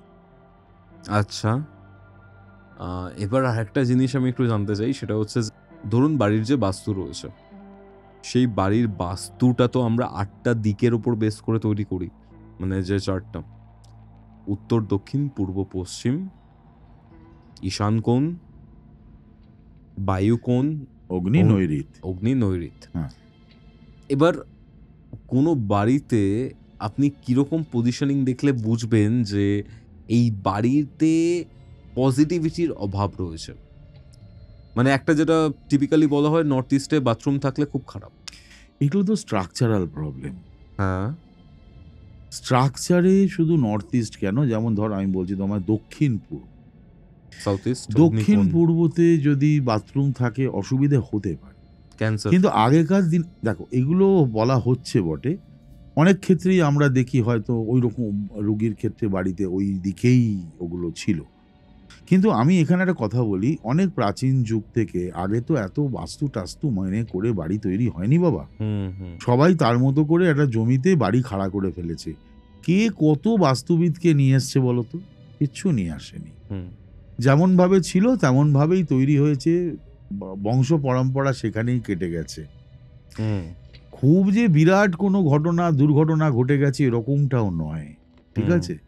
আসলে নিয়মিত প্রত্যেকটি বাড়ির বাস্তুতে নিয়মিত একটা ধর্মীয় কালচার, যা প্রত্যেক দিনকে মেনটেন করা, সকালবেলা, দুপুরবেলা, সন্ধেবেলায় সন্ধ্যা দেওয়ার কালচার, যদি বা আর যা রিচুয়ালস, যারা মানে দীক্ষিত তাদের ক্ষেত্রে যা রিচুয়ালস, সেগুলো নিয়মিত মেনটেন করা এভরিডে। বহু বাড়িতে তুমি দেখবে যেখানেতে চণ্ডী পাঠ হতো কি গীতা পাঠ হয়, বা কিছু না হোক অন্য কিছু, সূর্য বন্দনা, আদিত্য হৃদয়ম, কিছু না কিছু একটা পাঠ হয়ই হয়। অনেক বাড়িতে পুরনো অনেক বাড়িতে, অনেক দিন আগের বাড়িতে বেদ পাঠ হতো নিয়মিত। কিছু না হোক রামায়ণ মহাভারত এভরিডে সন্ধেবেলা ঠাকুমা কি দাদু পাঠ করতেন, বাচ্চারা গিয়ে বসতো। এই যে এভরিডে একটা পজিটিভ মানে সাউন্ড এফেক্ট প্রত্যেক দিন চলছে, বাড়ির বাস্তু যদি বাই চান্স ওইরমভাবে ভুলক্রমে তৈরিও হয়ে যায়, সেটা অনেকাংশে, অন্তত আমি বলবো ৮০, ৮৫, ৯০% ক্ষেত্রেও সেটাকে কাটিয়ে চলতে পারে একটা মানুষ। কিন্তু এখন সেই অবস্থা নেই। এখন সেই অবস্থা, আমি একটা সামান্য কাউকে যদি বলি যে বাবা তুমি চালিসাটা, হনুমান চালিসাটা করো রেগুলার ৩৬টা করে, তার তো মনে হয় এর থেকে বোধহয় মাথায় বাজ পড়লে সুবিধে হতো। ৩৬টা হনুমান চালিসার জন্য সময় লাগে হার্ডলি ২ ঘন্টা, হার্ডলি। তো ২ ঘন্টা সে ঈশ্বরকে দিতে নারাজ। প্রথমেই বলবে আমরা ভীষণ ব্যস্ততম জীবনে আছি। আরে ব্যস্ততম জীবন তখনই থাকবে যদি আমি জীবনে এগুতে পারি, দাঁড়াতে পারি। আমি তো আদৌ ৫ মিনিট বাদে জীবন আছে কিনা জানি না। তো আমি আগে আমি যখন জন্মালাম, যার কৃপায় জন্মালাম এই ব্রহ্মাণ্ডের, যার ব্লেসিংসে এত বড় হলাম, যার কাছে আমার খাদ্য রেডি হয়ে আছে, জন্মানোর আগে শিশুর খাদ্য রেডি হয়ে থাকে তার মায়ের শরীরে, এত নদী, নালা, পুকুর, গাছ, মাছ, ফসল, ফল যে তৈরি করে রেখেছে, তাকে নিয়ে ভাববার জন্য ২ ঘন্টা সময় চাইলে মাথায় হাত পড়ে যাবে। তা কিভাবে আজকে বাস্তু করে লাফিয়ে কোনো লাভ আছে? এবার লোকে ভাবে বাস্তু মানে একটা শান্তি সস্তায়ন, তা নয় কিন্তু। আচ্ছা, শুধু একটি বৈদিক ক্রিয়াতে বাস্তু কারেকশন সেইভাবে একটা সময় হতো। সত্যযুগ ত্রেতাযুগের বিষয়টা কলিযুগে ভেবে লাভ নেই তো। যেহেতু কলিযুগে তন্ত্র শ্রেষ্ঠ, সেহেতু একটা ছোট্ট জিনিস তোমায় বলি, এটা নিশ্চয়ই তোমার জানা আছে, তাও আমি দর্শকদের জানবার কারণে আমি একটু বলে দিই। যখন ধরো একটা বাস্তুতে সবাই যে বাড়ি তৈরি করছে তা তো নয়, অফিস, অনেক কেউ দোকান তৈরি করতে পারে, কেউ শোরুম তৈরি করতে পারে, কেউ অফিস তৈরি করতে পারে। আবার শোরুমেরও যদি কেউ শোরুম তৈরি করে, তারও অনেক রকম ভ্যারাইটিস আছে। কেউ গাড়ির শোরুম বানাতে পারেন, কেউ বাইকের শোরুম বানাতে পারেন, কেউ বা গার্মেন্টসের, কেউ বা বইয়ের, বা কেউ বা ফুড স্টল, অনেক কিছুই করতে পারেন। তো যখন তুমি বাস্তু করবে, তন্ত্র সাধককে সেটা মাথায় রাখতে হয় তুমি কোন উপাদান নিয়ে কাজ করছো ব্যবসায়িক ক্ষেত্রে। আবার যখন অফিস হবে, কেউ একটা বড় বাড়ি তৈরি করে রাখছেন, যে বাড়ির প্রতিটা ফ্লোর কমার্শিয়ালি উনি অফিসকে দেবেন।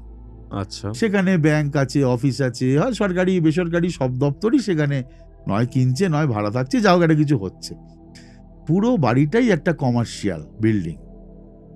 তখন মাথায় রাখতে হবে বাস্তুরকে তুমি সেই প্রার্থনা বাস্তুর কাছে জানাবে যে আমি এইটা করতে চলেছে আমার যজমান, তাকে তুমি সেই দিক থেকে তোমার শক্তি বর্ষিত করো। আচ্ছা, আমি তোমাকে একদম নাটসেলে প্রার্থনাটা বলছি। এবার যদি কেউ বাড়ি বানায়, তাহলে যেটা ঘটবে, সেই বিরাট জমিটায় সে তো একটা মন্দিরও বানাতে পারে, হ্যাঁ, সে একটা ধর্মশালাও বানাতে পারে, সে কোনো আশ্রম বানাতে পারে, সেখানে অনেক অনাথ মানুষ, অনেক পিছিয়ে পড়া মানুষ, কি বৃদ্ধরা, কি শিশুরা, অবহেলিত শিশুদের নিয়ে কিছু ভাবতে পারে। ইভিন সে তো এই চতুষ্পদ প্রাণীদের নিয়েও কিছু ভাবতে পারে। বিভিন্ন যে সমস্ত প্রাণীরা অবহেলিত, গরু, কুকুর, ছাগল, যাই হোক না কেন, তারা খেতে পাচ্ছে না, অসুস্থ হয়েছে, রাস্তায় মানুষ বার করে দিয়েছে, এগুলো তো একটা কন্টিনিউয়াস চলছে এখন। এগুলো এদের নিয়ে যারা কেউ একটা বড় জায়গা নিয়ে কিছু করবেন মনে করবেন, সেটার জন্যেও তো বাস্তুর ব্লেসিংস দরকার তোমার। একদম। যদি কেউ হসপিটাল বানাতে চায় তাহলেও তো সেই বাস্তুর ব্লেসিংস দরকার।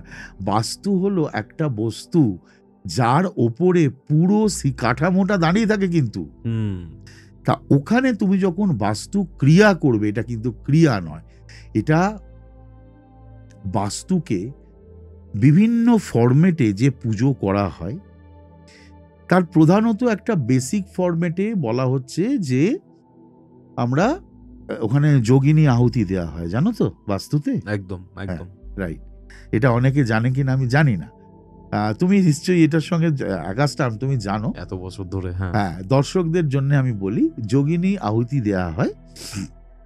তার অনেক রকম, ম্যাক্সিমাম আমরা বেসিক ক্ষেত্রে 64,000 আহুতি দিয়ে বাস্তুকে রেডি করা হয়। এর আবার ভ্যারিয়েশনস আছে, কি ধরনের বাস্তু হচ্ছে তার ওপর এই বাস্তু পুজোটি নির্ভর করবে। এই বাস্তু পুজো তুমি যা যা করো এখানেতে, বেসিক বিষয় এটা যে আমার যজমান এইটি করতে চলেছে, বাস করতে চলেছে বা এই করতে চলেছে, তার জন্য তুমি বসুন্ধরার কাছে প্রণতি চাইছো, ভিক্ষা চাইছো যে তোমার সেই ধরনের শক্তি আমার যজমানের কাছে বর্ষিত হোক, তার পরিবারের কাছে বর্ষিত হোক, যাতে এগুলো সে করতে পারে। এইটার সঙ্গে যুক্ত হয়ে যাবে ব্রহ্মাণ্ড। বুঝতে পারছি। দেখো, ব্রহ্মাণ্ডের এনার্জিকে তুমি যখন প্রার্থনা করছো এই পার্টিকুলার জায়গার জন্য, তখন কিন্তু তোমার আর 10 দিকে ব্যাপারটা থাকছে না, চ্যানেলাইজ হয়ে যাচ্ছে। ঠিক আছে? তখন সব দিকই তোমার কাছে পজিটিভ এনার্জি ফ্লো করতে শুরু করবে, এভরি এরিয়া। আজকের দিনে বাস্তু নিয়ে অনেক বেশি গবেষণা চলছে ইত্যাদি ইত্যাদি। মানুষকে এটুকু অ্যাওয়ার থাকলে ভালো হয় বাড়ি করার সময় বা অফিস বিল্ডিং বানানোর সময়, যে সে যেন কোনোভাবে এই যে ফ্লোকে আহ্বান করার চেষ্টা করা হলো এনার্জিকে, তাকে যেন নিজের ভুলে ব্লক না করে বসে। বুঝতে পারছি। এটার জন্য সে কোনো তন্ত্র সাধক, কোনো বাস্তুতন্ত্রবিদের সঙ্গে আলোচনা নিশ্চয়ই করতে পারেন। এগুলো আজকে অনেক গবেষণা হচ্ছে এসব বিষয় নিয়ে। আগে এই বিদ্যাটা ছিল না তা নয়, কিন্তু মানুষ হয়তো তখন অত কিছু নিয়ে ভাবতো না, এখন মানুষ ভাবেন। মানে ব্যাপারটা হচ্ছে যে আমার পারপাস অনুযায়ী কি তৈরি করছি সেটার উপর বাস্তুতন্ত্র বা বাস্তু যে একদম বিদ্যাটা রয়েছে সেটা অ্যাপ্লাই করা হবে। তোমার ব্লেসিংসটা সেই ক্ষেত্রে দরকার, রাইট? ঠিক আছে? কারণ হসপিটালের মতো করে আমি আমার নিজের থাকার জন্য যে বাস্তু সেটা তৈরি করব না। না, বুঝতে পারছি। সেখানে তোমাকে ওই প্রে করতে হবে তো, যে যেখানে মানুষ আসবেন চিকিৎসার জন্য, রোগী আসবেন, এবং তিনি প্রচন্ড, শুধু ওষুধ বিশুধ সুচিকিৎসাই তো ঘটনা নয়, সেখানকার ভাইবস, সেখানকার পজিটিভিটি একটা মানুষকে, অসুস্থ মানুষকে চাঙ্গা করতে পারে কিন্তু। তাহলে চিকিৎসকরা যে বলেন যে শরীরটা ভালো নেই, আপনারা কদিন অমুক জায়গা থেকে ঘুরে আসুন, সমুদ্রের পাড়ে যান কিংবা হিল স্টেশনে যান, বলেন না? একদম বলে, একদম বলে। কেন বলেন? শুধু কি চেঞ্জেসের জন্য না, তিনি কিন্তু মেনশন করছেন সমুদ্রের পাড়, জঙ্গলে যান, পাহাড়ে যান, মেনশন করছেন। কেন না, তিনি খুব ভালো করে জানেন যে ওই জায়গাতে যে ধরনের আবহাওয়া, যে ধরনের জিওগ্রাফিক্যাল বেনিফিটস এই মানুষটি পাবেন, এই পেশেন্ট, তার ফলে সে চাঙ্গা হবে। আর আমরা বাস্তুতন্ত্রবিদরা কি ভাববো, আমরা যারা বাস্তু করি, যারা তন্ত্রিক, তারা ভাববো যে হ্যাঁ, ওই জায়গার এনার্জি ফ্লো তিনি গ্রহণ করলেন, ঘুরে ফিরে একই জায়গায় আসছে। হ্যাঁ, ব্যাপারেই। মহারাজ, ধরুন কারোর বাড়িতে কোনো প্যারানর্মাল অ্যাক্টিভিটি চলছে বা কোনো মানুষ কোনো কিছুর মাধ্যমে পীড়িত, তো সেই ক্ষেত্রে আমরা কবচ দিয়ে থাকি বা বিভিন্ন ধরনের কবচ কুণ্ডলী দিয়ে থাকি, ঠিক আছে? আমি এই ব্যাপারটাকে একটু ক্ল্যারিফাই করতে চাই, এই কবচ এবং কবচ কুণ্ডলের মধ্যে ডিফারেন্সটা কি? প্রথম কথা হচ্ছে, দেখো, শুধু প্যারানর্মাল অ্যাক্টিভিটিতে পীড়িত বলে নয়, একটা মানুষ তার জীবন যুদ্ধে যে কোনো সেক্টরে পীড়িত হতে পারে। একদম। সে পড়াশুনো করতে চাইছে, পড়াশুনোর স্কিল আছে, অথচ সে সাফল্য অর্জন করছে না, দীর্ঘ সময় বারবার ধরে রোগে ভুগছে, তার গ্রহগত অনেক পরিস্থিতির কারণে হয়তো সেটা একটা সমস্যা। আরো অজস্র সমস্যা, কারুর বিয়ে হচ্ছে না, কারুর আরও অনেক কিছু ঘটনা আছে, কারো প্রমোশনস হচ্ছে না, কেউ আরও বেটার সুইচ ওভার করতে চাইছে, হচ্ছে না। জীবনে অনেক রকম সমস্যা, সংসারে বনিবনা হচ্ছে না, অশান্তির চূড়ান্ত চলছে, শত্রুতা থাকছে, এটা যেটা কমন ফ্যাক্টর ইদানিংকালে, সবেতেই শত্রুতা। একটা বাচ্চা ছেলে স্কুলে পড়ছে তারও শত্রুতা, যে একটা বড় অফিসার তারও শত্রুতা, যে সামান্য ঘরে গৃহবধূ তারও শত্রুতা। বিভিন্ন সেগমেন্টে সবাই সবাইকার শত্রু হয়ে দাঁড়াচ্ছে, এক অদ্ভুত পরিস্থিতি। তুমি যেটা বলছো সেটা হচ্ছে কবচম অ্যান্ড কবচ কুণ্ডলম, দুটো আলাদা বস্তু। কবচম হচ্ছে যখন কোনো দেব বা দেবীর নিজস্ব কবচ সুক্ত আছে সেটা পাঠ করা হয়, ওটা পাঠ্য বস্তু, ওটা কিছু নির্দিষ্ট মন্ত্র। আচ্ছা। আর কবচ কুণ্ডল হচ্ছে কিছু আশীর্বাদী, কিছু নির্দিষ্ট ক্রিয়া, আরো কিছু প্রক্রিয়াকরণ, কিছু বিশেষ উপাদান, এটা দিয়ে একটা বাক্সর মধ্যে ভরা হয়, ভরে তাকে ধারণ করতে বলা হয়। আচ্ছা। এটা এই প্রক্রিয়াকরণই একটা অংশ, যার জন্য কোনো ক্রিয়া করা হয় তাকেই কবচ কুণ্ডলম ধারণ করতে বলা হয় নরমালি। ঠিক আছে। আবার আমার ক্ষেত্রে আমি দীক্ষা দিই, প্রচুর মানুষ তো দীক্ষা নিতে আসেন আমার কাছে। তো দীক্ষার যে আমার সেগমেন্টগুলো আছে তার মধ্যে একটা অংশে আছে যেখানে সে যে ইষ্টর দীক্ষা পাচ্ছে তার কবচ কুণ্ডল ধারণ, সেই ইষ্টর রক্ষা কবচের মধ্যে কবচ কুণ্ডল, তার আশীর্বাদী একটা রেডি করে আমি দিই। ঠিক আছে। তো এটা হচ্ছে, এইটাই হচ্ছে তফাৎ প্রধানত। কবচ কুণ্ডল একটা বস্তু, আচ্ছা, আর কবচ হচ্ছে যেটা পাঠ করতে বলা হয় মন্ত্রে। সূর্য কবচ পাঠ করা হয়, বজরং কবচ পাঠ করা হয়, মৃত্যুঞ্জয় কবচ পাঠ করা হয়, বিভিন্ন দেবতার বটুক ভৈরব কবচ পাঠ করা হয়, অজস্র জিনিসের কবচ পাঠ করা হয়, তারা কালী সবারই কবচ পাঠ করা হয়। ঠিক আছে। ওটা যদি কোনো তন্ত্র সাধক বা কোনো গুরু মনে করেন যে তিনি তার ভক্তকে বা তার শিষ্যকে বা যজমানকে বলবেন যে এই কবচটা তুমি পাঠ করো, তাহলে তাকে সেই নিয়ম অনুসারে কবচটা পাঠ করতে হবে। ওকে। একটা পার্টিকুলার বিষয় আমি জানতে চাই। মা ধূমাবতী দশ মহাবিদ্যার এক ভয়ঙ্করী দেবী, তার কি কবচ হয়? কেন হবে না? তাও হয়। আর মানে তুমি ধূমাবতী কবচ পাঠ করার কথা বলছো তো? সেটাও একটা ব্যাপার। হ্যাঁ, তার ধূমাবতী ক্রিয়া যখন আমরা করি তখন তার কবচ কুণ্ডলম বানানো হয় তো। আচ্ছা, ওটা ধারণও করে কেউ? হ্যাঁ, ধারণ করা হয়। প্রচণ্ড ভয়ঙ্কর লেভেলে যাদের শত্রুতা, যেটা নাকি একটা মারাত্মক জায়গায় পৌঁছচ্ছে, কিছু কিছু শত্রুতা আছে যা এন্ডলেস, একেবারে চলতেই থাকে। তুমি কোনো একটা অংশকে প্রতিহত করবে, সেটা তার পরের স্টেপে যাচ্ছে, আবার প্রতিহত করলে সেটা আরও আপডেটেড একটা স্টেটে চলে গেল। সেক্ষেত্রে ধূমাবতী প্রয়োগ হয়, তখন ধূমাবতীর কবচ কুণ্ডলম দেওয়া হয়।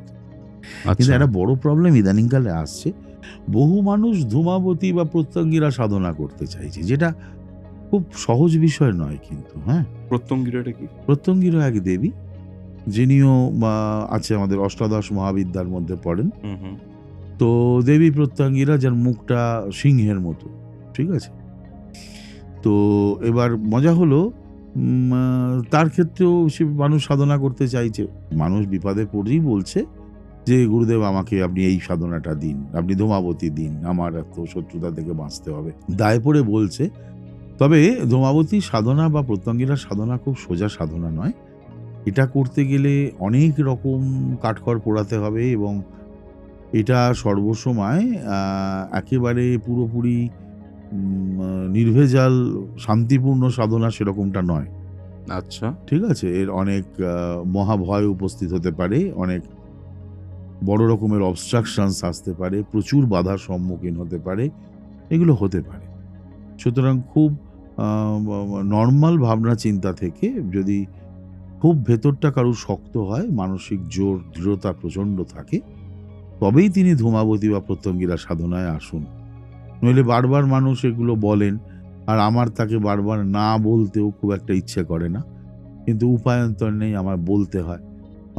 ঠিক আছে আপনি এটার জায়গায় এটা করুন, ওটার জায়গায় এটা করুন, বা ঠিক আছে। কিন্তু এটা মানুষকে একটু মানে আমি বোঝার জন্য বলছি আর কি, যে এটা সহজ সাধনা নয়। সুতরাং যাকে আসতে হবে তাকে এটা ভেবেই আসতে হবে যে এই সাধনা সোজা নয়, এই সাধনার অনেক জটিলতা আছে এবং সেগুলো তাকে ফেস করতে হতে পারে। তন্ত্রে আমরা বারবার একটা কর্মের উল্লেখ পাই, শর্ট কর্ম, মারণ, হুম। বিদ্বেষণ, বশীকরণ, স্তম্ভন, পৌষ্টিকর্ম।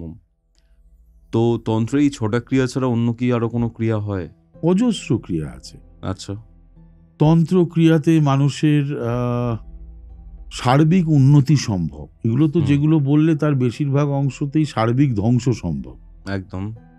প্রথম দিকের যে ক্রিয়াগুলি আছে এগুলোকে শান্তিকর্ম বলা হয়, যেমন ধরো মোহন, বশীকরণ, আকর্ষণ, এইগুলোতে শান্তিকর্ম বলে অভিহিত হয়েছে। কিন্তু এটার প্রয়োগও যা হয় সেটা ঠিক শান্তিকর্মের জন্য হয় না।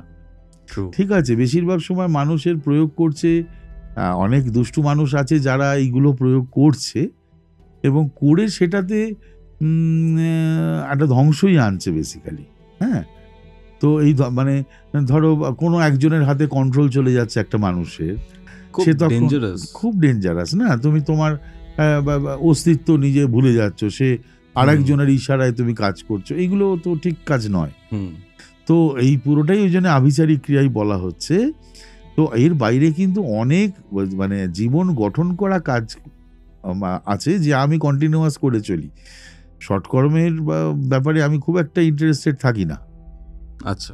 যদি না কোনো ফ্যামিলিকে বাঁচাতে হয়, সেখানেতে সবাই সবাইকে দেখতে পারছে না, সেখানেতে কিছু প্রয়োগের প্রয়োজন পড়ে হয়তো, কিন্তু সেটা একটা পরিবারকে শুধুমাত্র বাঁচানোর জন্য, একটা দাম্পত্য জীবন বাঁচানোর জন্য এবং তাদের সঙ্গে তাদের অন্যান্য পারিবারিক যাদের সম্পর্ক সবাইকার আত্মীয় স্বজনের, সেই সম্পর্ককে ঠিক রাখার জন্য হয়তো কিছু প্রয়োগ ব্যবহার করি আমি।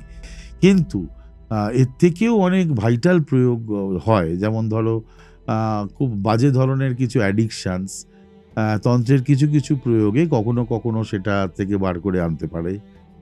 আরও অনেক কিছু আছে, যে মানুষের ধরো নিজের স্কিল বাড়ছে না, পার্টিকুলার কিছু ক্ষেত্রে তার স্কিল বাড়ানোর দরকার আছে কিন্তু সে স্কিল বাড়াতে পারছে না, তখন সেক্ষেত্রে অনেক তান্ত্রিক প্র্যাকটিস আমি তাকে শেখাই। বহু মানুষ, পৃথিবীর বহু জায়গা থেকে মানুষ সেশন নেন নিজের স্কিল বাড়ানোর জন্য। কন্টিনিউয়াসলি আমাকে তো এই কাজ করে চলতে হয়। তো এটা এরকম এগুলো অজস্র এরকম। তাহলে দেখো, তন্ত্র শুধুমাত্র শর্টকার্মিক সিস্টেম নয়, তন্ত্র অনেক কিছু, জীবন গঠনের জন্য অনেক কিছু তন্ত্র করতে পারে। বুঝতে পারছি। ঠিক আছে, মানে আজকের এই আড্ডা, আজকের এই পডকাস্ট মানে একটা অন্য লেভেলে চলে গেছে। আজকে এত কিছু জানা গেল, এত কিছু বুঝতে পারা গেল, ব্যাখ্যা করলেন এত সুন্দরভাবে। আশা করছি মহারাজ খুব তাড়াতাড়ি আপনার সাথে আবার দেখা হবে কোনো একটা টপিকে। অনেক টপিক নিয়ে আলোচনা এখনো বাকি, সেই প্রত্যেকটা জিনিস নিয়ে আমরা আবার ফিরে আসবো। নিশ্চয়ই। খুব ধন্যবাদ মহারাজ কৌস্তবের আড্ডাতে আসার জন্য। তুমি খুব ভালো থাকো।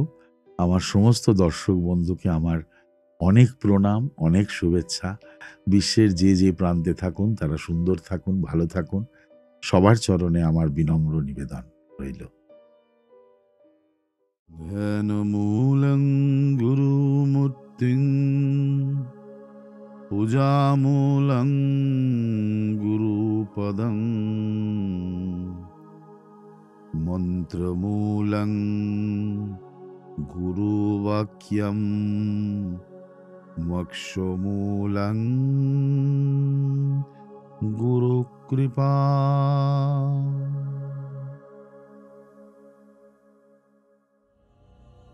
এটাই ছিল আজকের ঘটনা, আজকের এপিসোড। ধ্যানযোগী আচার্য কৌটিল্য মহারাজের এই টোটাল বক্তব্য আপনাদের কেমন লাগলো কমেন্ট করে জানাবেন। আপনারা কি মহারাজকে আবারও চান সেটাও কমেন্ট করে জানান। আর হ্যাঁ, আপনারা যদি এরকম টাইপের ঘটনা কৌস্তবের আড্ডাতে এসে শেয়ার করতে চান, বা কোনো স্পিরিচুয়াল হেল্প চান, বা আপনার নিজের লাইফের কোনো অদ্ভুত কোনো টপিকের বিষয়ে আলোচনা করতে চান, যোগাযোগ করতে পারেন। আমাদের অফিসিয়াল হোয়াটসঅ্যাপ নাম্বারটি হচ্ছে 6290675195। তাহলে চলুন দেখা হচ্ছে পরবর্তী এপিসোডে, যেটি আসছে কামিং সপ্তাহে। ততক্ষণ অবধি কৌস্তবের আড্ডার এরকম আরও 2টি মারাত্মক এপিসোড দেখতে শুনতে আপনার মোবাইল স্ক্রিনে আসা ডান দিকের অথবা বাদিকের বক্সে ক্লিক করুন।